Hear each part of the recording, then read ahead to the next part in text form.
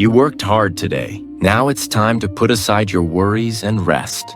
Tonight, we'll read Job chapters 31 to 35.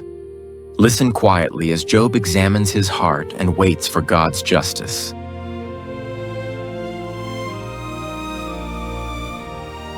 I made a covenant with mine eyes, why then should I think upon a maid?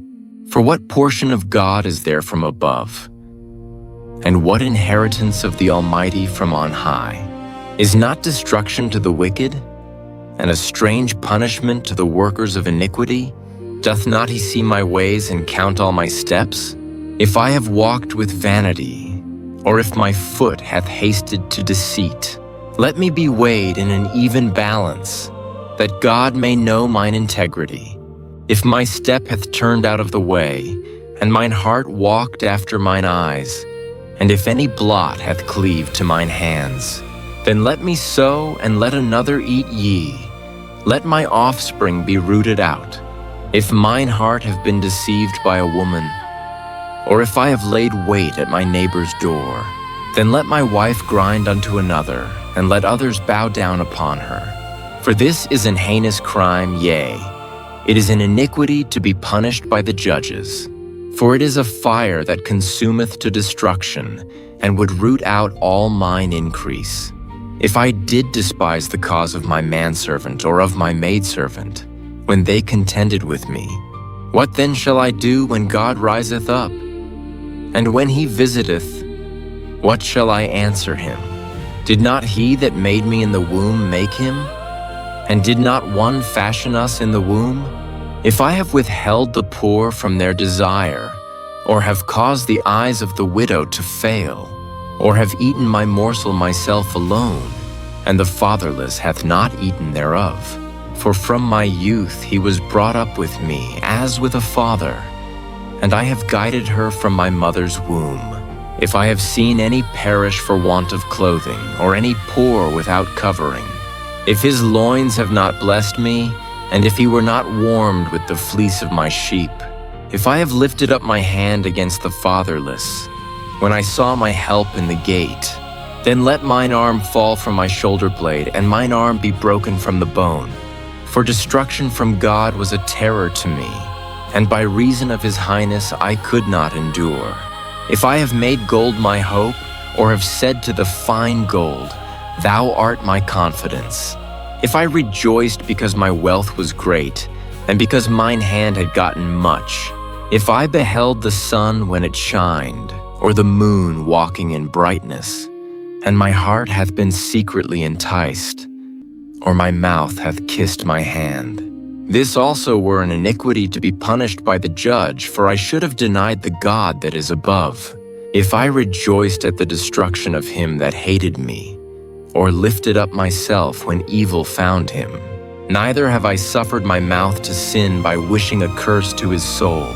If the men of my tabernacle said not, O that we had of his flesh, we cannot be satisfied. The stranger did not lodge in the street, but I opened my doors to the traveler. If I covered my transgressions as Adam, by hiding mine iniquity in my bosom, did I fear a great multitude? Or did the contempt of families terrify me, that I kept silence and went not out of the door? Oh, that one would hear me. Behold, my desire is that the Almighty would answer me, and that mine adversary had written a book. Surely I would take it upon my shoulder and bind it as a crown to me. I would declare unto him the number of my steps. As a prince would I go near unto him. If my land cry against me, or that the furrows likewise thereof complain, if I have eaten the fruits thereof without money, or have caused the owners thereof to lose their life, let thistles grow instead of wheat, and cockle instead of barley. The words of Job are ended.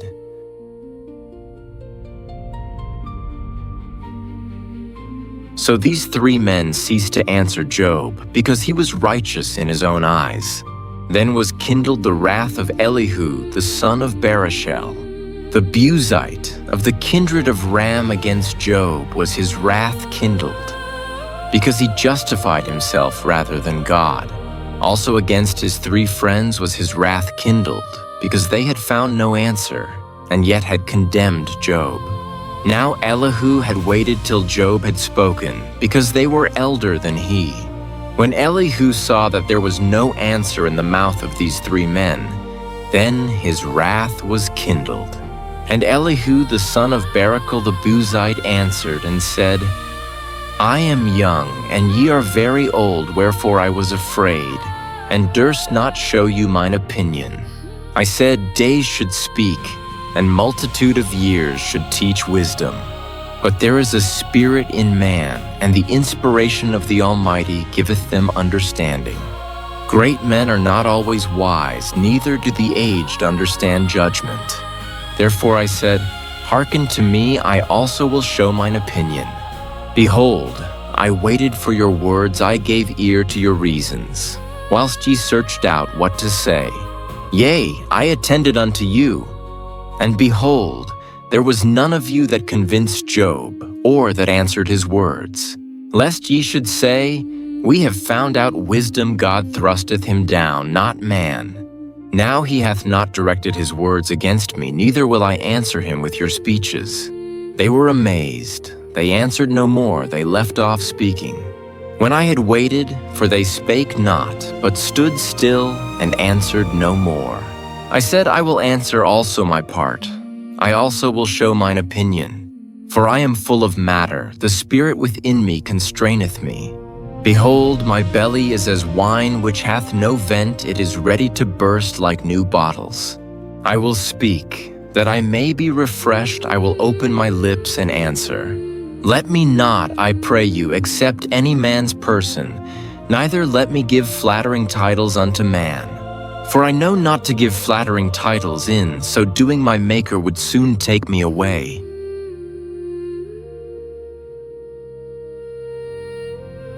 Wherefore, Job, I pray thee, hear my speeches and hearken to all my words. Behold, now I have opened my mouth, my tongue hath spoken in my mouth. My words shall be of the uprightness of my heart, and my lips shall utter knowledge clearly. The Spirit of God hath made me, and the breath of the Almighty hath given me life. If thou canst answer me, set thy words in order before me, stand up.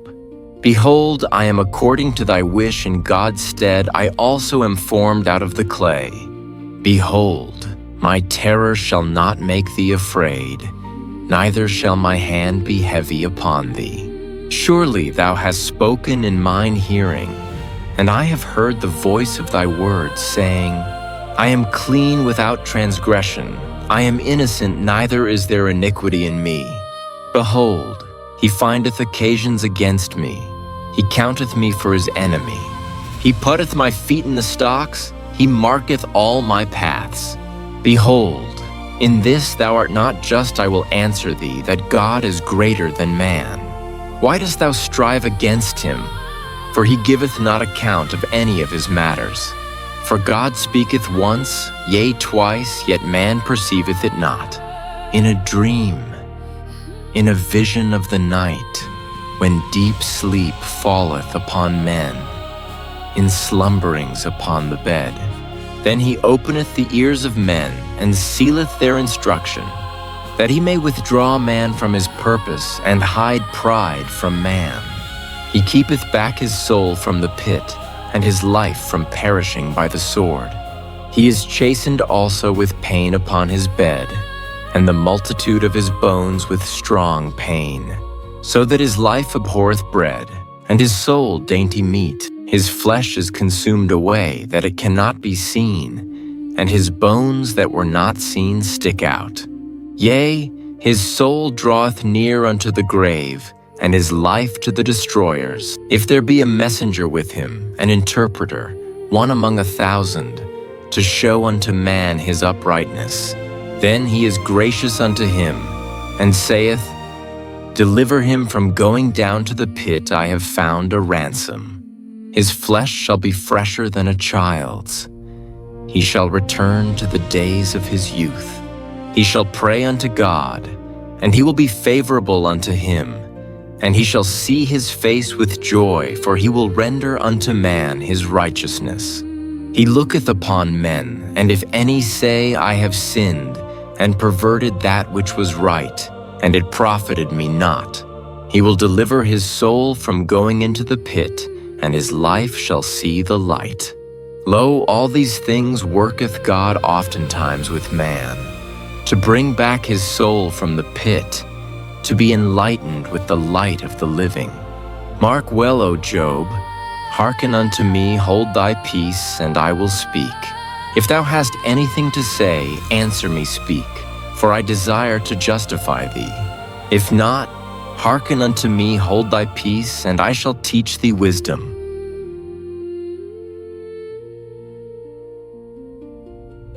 Furthermore, Elihu answered and said, Hear my words, O ye wise men, and give ear unto me, ye that have knowledge. For the ear trieth words, as the mouth tasteth meat. Let us choose to us judgment, let us know among ourselves what is good. For Job hath said, I am righteous, and God hath taken away my judgment. Should I lie against my right? My wound is incurable without transgression. What man is like Job, who drinketh up scorning like water, which goeth in company with the workers of iniquity, and walketh with wicked men? For he hath said, It profiteth a man nothing that he should delight himself with God. Therefore hearken unto me, ye men of understanding, far be it from God, that he should do wickedness, and from the Almighty, that he should commit iniquity.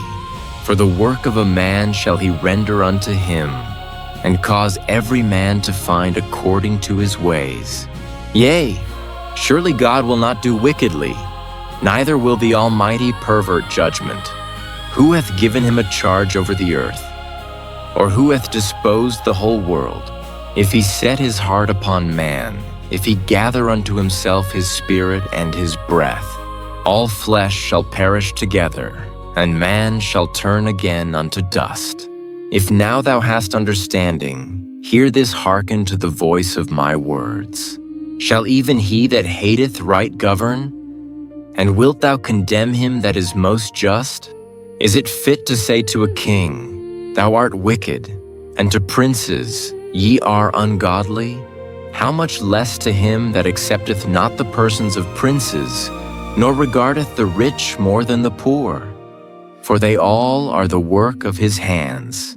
In a moment shall they die, and the people shall be troubled at midnight and pass away, and the mighty shall be taken away without hand. For his eyes are upon the ways of man, and he seeth all his goings. There is no darkness, nor shadow of death, where the workers of iniquity may hide themselves. For he will not lay upon man more than right, that he should enter into judgment with God. He shall break in pieces mighty men without number, and set others in their stead. Therefore he knoweth their works, and he overturneth them in the night, so that they are destroyed. He striketh them as wicked men in the open sight of others, because they turned back from him, and would not consider any of his ways, so that they caused the cry of the poor to come unto him, and he heareth the cry of the afflicted. When he giveth quietness, who then can make trouble? And when he hideth his face, who then can behold him? Whether it be done against a nation, or against a man only, that the hypocrite reign not, lest the people be ensnared. Surely it is meet to be said unto God, I have borne chastisement, I will not offend any more. That which I see not teach thou me. If I have done iniquity, I will do no more. Should it be according to thy mind? He will recompense it, whether thou refuse, or whether thou choose, and not I. Therefore speak what thou knowest. Let men of understanding tell me, and let a wise man hearken unto me.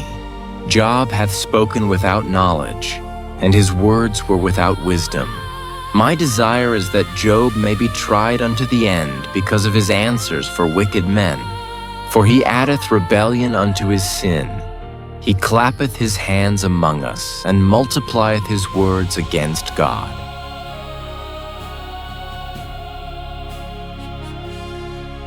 Elihu spake moreover and said, Thinkest thou this to be right, that thou saidst, My righteousness is more than God's? For thou saidst, What advantage will it be unto thee? And what profit shall I have if I be cleansed from my sin? I will answer thee, and thy companions with thee. Look unto the heavens, and see and behold the clouds which are higher than thou. If thou sinnest, what doest thou against him? Or if thy transgressions be multiplied, what doest thou unto him? If thou be righteous, what givest thou him? Or what receiveth he of thine hand? Thy wickedness may hurt a man as thou art, and thy righteousness may profit the Son of Man. By reason of the multitude of oppressions they make the oppressed to cry, they cry out by reason of the arm of the mighty. But none saith, Where is God my Maker, who giveth songs in the night? Who teacheth us more than the beasts of the earth, and maketh us wiser than the fowls of heaven? There they cry, but none giveth answer, because of the pride of evil men. Surely God will not hear vanity, neither will the Almighty regard it. Although thou sayest thou shalt not see him, yet judgment is before him, therefore trust thou in him. But now, because it is not so, he hath visited in his anger, yet he knoweth it not in great extremity. Therefore doth Job open his mouth in vain, he multiplieth words without knowledge.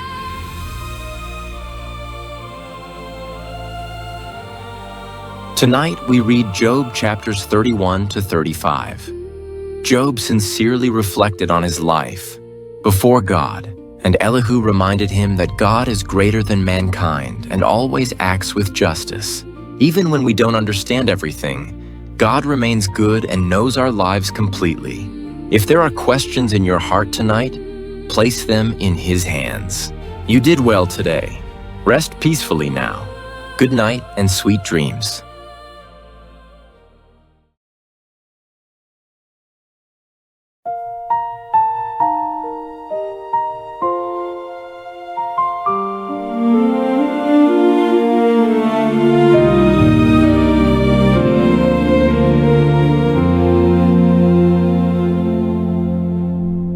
Job made his covenant with his eyes and laid his cause before the Lord.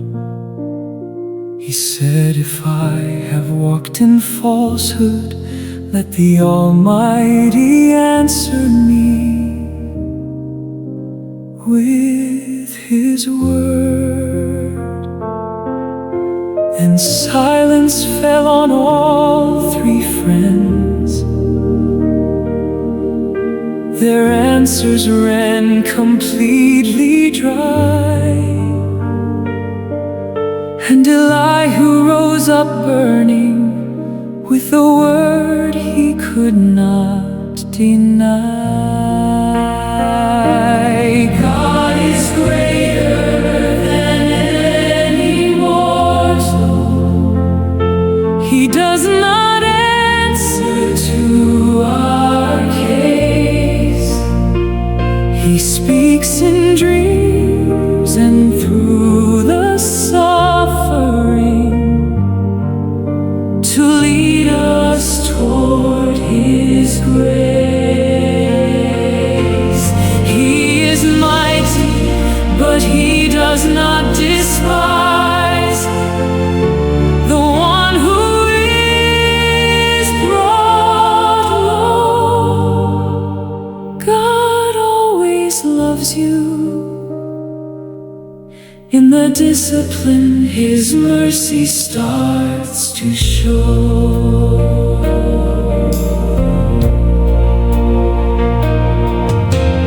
Elihu said, I am full of words,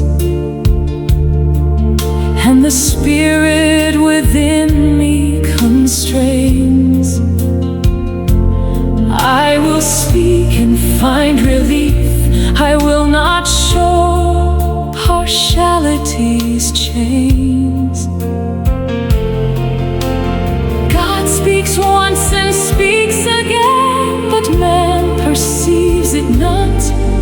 In a dream in the night season, he whispers all he has wrought. God is greater than any mortal. He does not answer to our case. He speaks in dreams and through the suffering to lead us toward his grace. He is mighty, but he does not despise the one who is brought low. God always loves you. In the discipline, his mercy starts to show.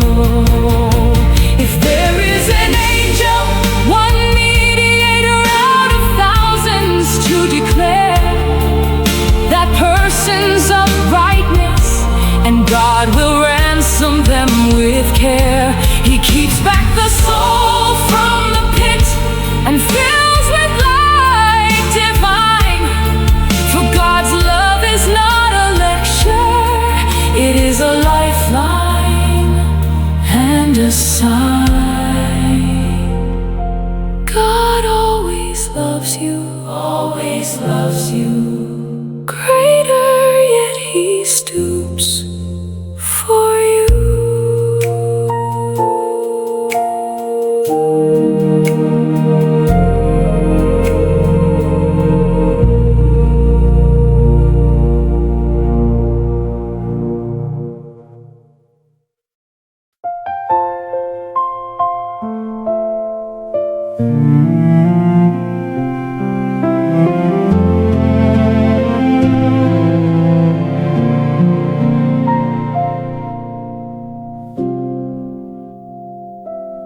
Job declared his integrity before the God who knows. If I have walked in any crooked way, let the Almighty judge what shows. The three friends had run dry of words, and Elihu arose. I am full of words, he said, and I must speak before this moment goes.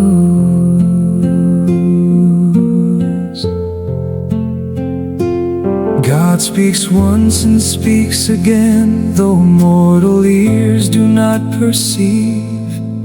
In the dream and in the suffering, he whispers what we need to believe, to keep a soul back from the pit and let his light be received. He is mighty, but he does not despise the ones who have grieved. He speaks in the night season when the soul is still and open wide. Through the pain and through the dreaming, he is standing close beside. God is greater than our questions, yet he bends to where we are. God always loves us, even suffering holds his shining star.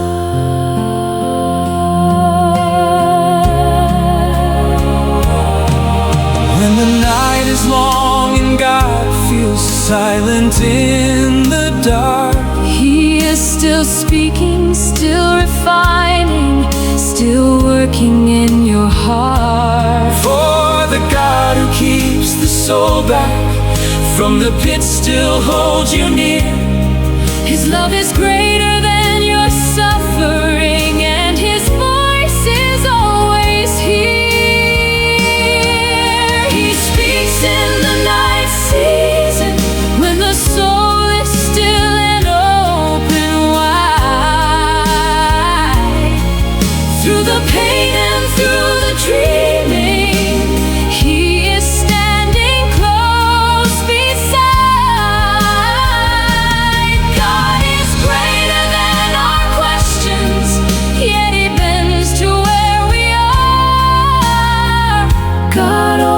loves us.